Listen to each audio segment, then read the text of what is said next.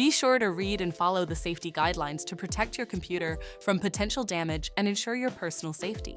For more information about safety guidelines, see the owner's manual at dell.com/support.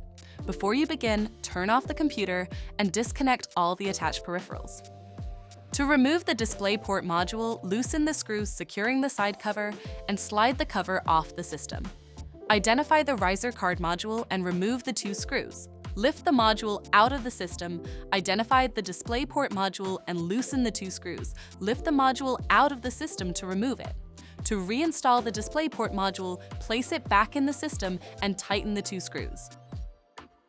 Place the riser card module back in the system and install the 2 screws. Place the side cover back on the system and secure it with the screw. For more information about your Dell system, visit dell.com/support.